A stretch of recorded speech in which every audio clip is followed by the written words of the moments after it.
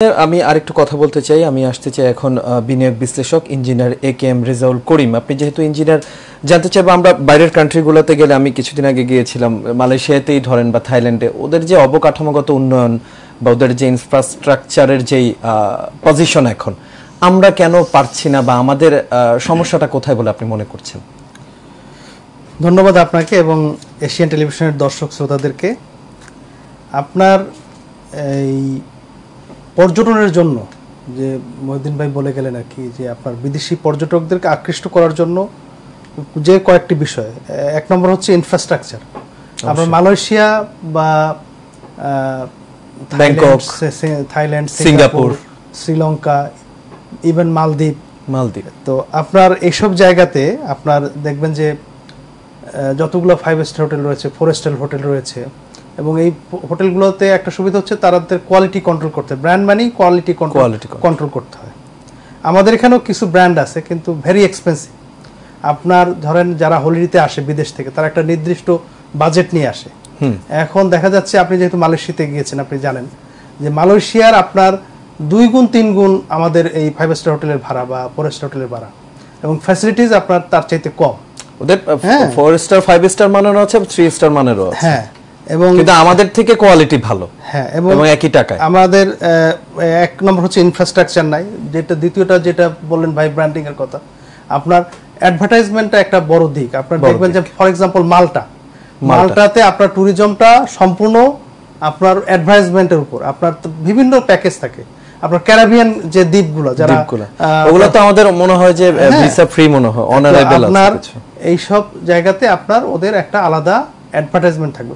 ভিসাটা different question আর কি, সেটা আমরা পরে আসবো। আমরা পর্যটনটাতে কনসেন্ট্রেট করি আর কি। তো এরপর হচ্ছে যে আপনার Bangladesh one of the polluted country ওয়ার্ল্ডের মধ্যে আর কি।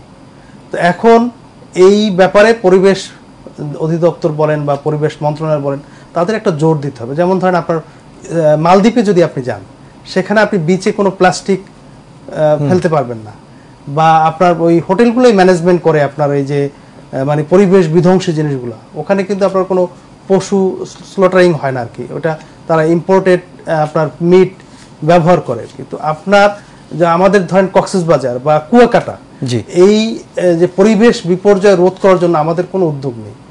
ফরগেট অ্যাবাউট আপনি কক্সবাজার এবং কুয়াকাটা, আমাদের যে নদীগুলো রয়েছে পদ্মা, মেঘনা, যমুনা, এটাও কিন্তু আপনার মনে করেন যে পর্যটন ফ্রেন্ডলি, আপনি এটাকে পর্যটন কেন্দ্র বানাতে পারেন। কিন্তু আপনি এই যে কয়েকদিন আগে আমি আমাদের পরিবেশ উপদেষ্টার একটা বক্তব্য দেখলাম যে বুড়িগঙ্গা নদীতে কয়েক স্তর লেয়ার বিশিষ্ট পলিথিন, মানে আপনার সেই পানিকে আপনার যদি দূষণমুক্ত করতে হয়, সেটা অনেক ব্যয়সাপেক্ষ ব্যাপার। কিন্তু আপনার এই বুড়িগঙ্গা থেকে আস্তে আস্তে আশেপাশে নদীগুলো পলিউটেড হচ্ছে, এই বিষয়ে লক্ষ্য করা দরকার। আর একটা জিনিস হচ্ছে যে আপনার এই যে ব্র্যান্ডিং এর জন্য অনেক পলিসি আছে। এর মধ্যে একটা পলিসি, যেমন ধরেন ফর এক্সাম্পল মালয়েশিয়াতে আমাদের অনেক স্টুডেন্টরা পড়াশোনা করে, বা বিদেশের মিডল ইস্টের অনেক স্টুডেন্টরা পড়াশোনা করে, যার কারণে আপনি দেখবেন যে মিডল ইস্টের একটা বড় অংশ মালয়েশিয়াতে সফর করে আর কি।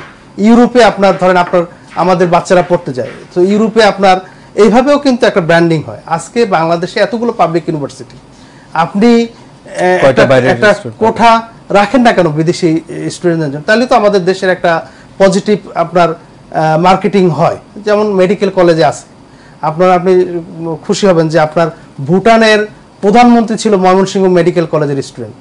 তো এরকম আপনার পাবলিক ইউনিভার্সিটিগুলোতে আপনার ফরেন স্টুডেন্টদের জন্য একটা কোঠা রাখা দরকার আর কি। আর একটা জিনিস আমি উল্লেখ করতে চাই, আপনি পর্যটনের ব্যাপারে আপনি ধরেন মালয়েশিয়া বা তুর্কি, এই মডেলকে আপনি ফলো করেন। আপনি হয়তো থাইল্যান্ড করতে পারবেন না, কিন্তু অ্যাটলিস্ট আপনি মালয়েশিয়া, মুসলিম কান্ট্রিগুলোর কথাই বললাম, হ্যাঁ, আপনার এবং টার্কি এবং আপনার মালদ্বীপ, এটাকে আপনি ফলো করতে পারেন। আর আরেকটা ট্যুরিজম আছে হচ্ছে আপনার business tourism. For example Dubai বা সিঙ্গাপুর, এটা হচ্ছে বিজনেস, তারা একটা বিজনেস হাব তৈরি করে দিচ্ছে। এবং বাংলাদেশে কিন্তু এই বিজনেস হাব করার একটা সুযোগ আছে। শুধু চিটাং পোর্ট না, আপনি ধরেন এই যে মোংলা পোর্ট বলেন, এখন পায়রা বন্দর হয়েছে, এই বন্দর কেন্দ্রিক যদি আমরা একটা বিজনেস হাব তৈরি করতে পারি, তাহলে কিন্তু আপনার কমার্শিয়াল ট্যুরিজমও আমরা সৃষ্টি করতে পারবো। এই বিষয়ে সরকারের একটা সুদূরপ্রসারী পরিকল্পনা এবং সেই ধরনের ফ্যাসিলিটিস সরকারকে তৈরি করতে হবে। জি, মহিউদ্দিন।